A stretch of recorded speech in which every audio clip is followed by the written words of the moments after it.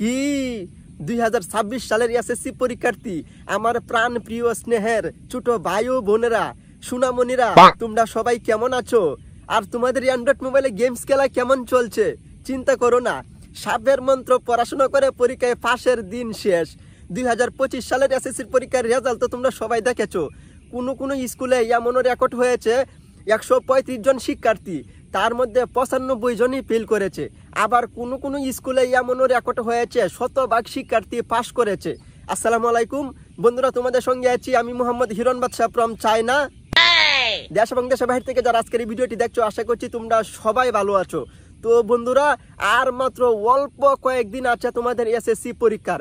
আর তোমরা ক্লাস 1 থেকে 10 বছর পর্যন্ত যে পড়াশোনা করেছো তার সমস্ত কিছুর রেজাল্ট কিন্তু নির্ভর করে তোমাদের এসএসসি পরীক্ষার ফলাফলের উপরে।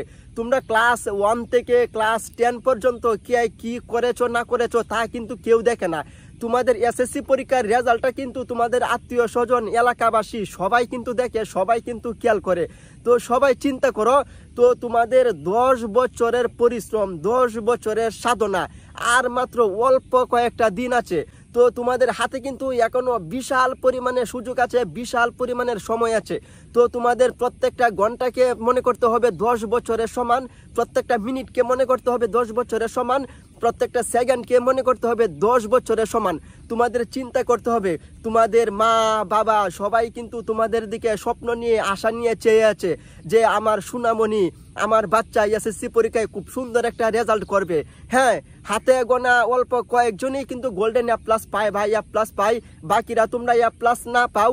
যদি আমার এই কথাগুলা ফলো করে তোমরা সবাই মনোযোগ সহকারে লেখাপড়া করো, আশা করি তোমরা সবাই খুব সুন্দর, খুব ভালো একটি রেজাল্ট করতে পারবে আর সবাই 100% পাস করতে পারবে।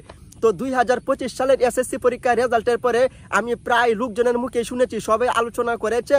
তো ডক্টর ইউনূস এখন ক্ষমতায়, এই মুহূর্তে সরকার এখন আর কোনো পাশের হার চায় না, সরকার মেধা চায়। আর অনেক ছেলে মেয়ের গার্ডিয়ান, তো ম্যাক্সিমাম স্কুলের রেজাল্ট খারাপ হওয়ার পরে অনেকেই আলোচনা করতেছে যে ইউনূস সরকার সবাইকে ফেল করিয়েছে।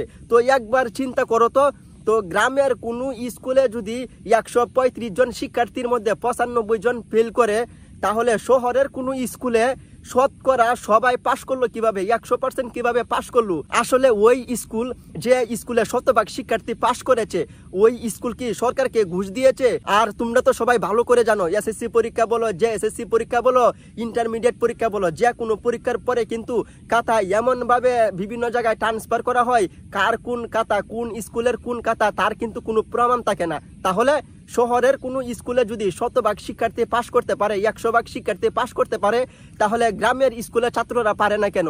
আসলে হচ্ছে, তুমি যদি 5 নাম্বার পাওয়ার মতো যোগ্যতা যদি তোমার মধ্যে থাকে, তুমি যদি 33 নাম্বার পাওয়ার মতো যোগ্যতা রাখো, তাহলে তো তুমি পাস করবে।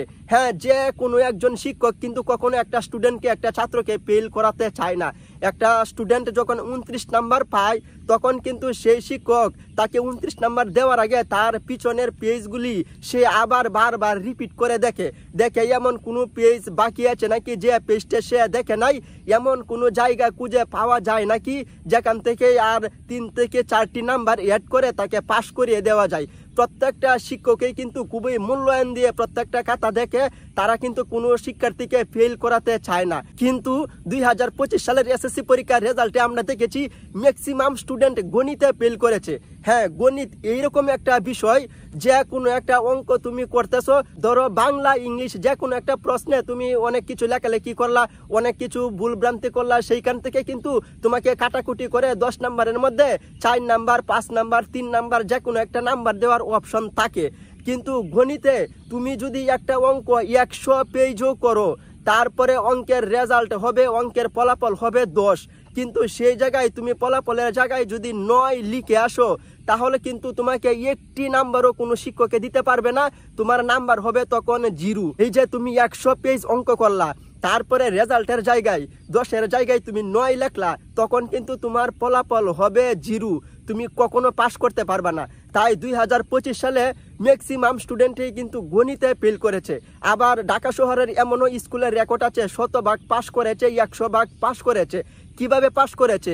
এইখানে সরকারের কোনো হাত নাই। তোমরা প্রত্যেকটা স্টুডেন্ট, প্রত্যেকটা শিক্ষার্থী যদি মিনিমাম 33 নাম্বার পাওয়ার যোগ্যতা তোমাদের থাকে, তাহলে কিন্তু রেজাল্টের পরেও তোমরা বোর্ড চ্যালেঞ্জ করতে পারো। তোমাকে যদি ফেল করানো হয় আর তোমার মনের মধ্যে যদি দৃঢ় আত্মবিশ্বাস থাকে যে তুমি পাস করবা, তুমি পাস করার মতো যোগ্যতা রাখো, তাহলে কিন্তু তুমি বোর্ড চ্যালেঞ্জ করতে পারো। আমাদের শিক্ষার্থীদের, আমাদের গার্ডিয়ানদের আসলে সরকারকে দোষ দিয়ে কোনো লাভ নাই। আসলে আমাদের শিক্ষার্থীদের মধ্যে মনোবল দুর্বল। গ্রামের স্কুলের এমনও অনেক স্টুডেন্ট আছে তো গণিতে তাদের পাশ করার মতো যোগ্যতা নাই। তো এখনো তোমাদের হাতে অনেক সুবর্ণ সুযোগ আছে, এখনো ভালো সময় আছে। আমি তোমাদের সকলকে এখনো বলছি, তোমাদের প্রত্যেকটা সেকেন্ডকে 10 বছর মনে করতে হবে, প্রত্যেকটা মিনিটকে 10 বছর মনে করতে হবে। আর তোমাদেরকে যে বিষয়ে তোমরা দুর্বল সেই বিষয়ে ভালোভাবে জেনে শুনে বুঝে পড়াশোনা করতে হবে।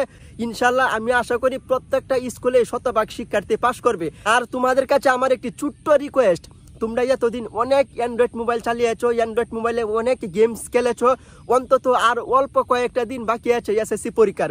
এবার তোমরা মনোযোগ সহকারে লেখাপড়া করো। হ্যাঁ, এই অল্প কয়েকটা দিন অ্যান্ড্রয়েড মোবাইল তোমরা কেউ হাতে নিবে না।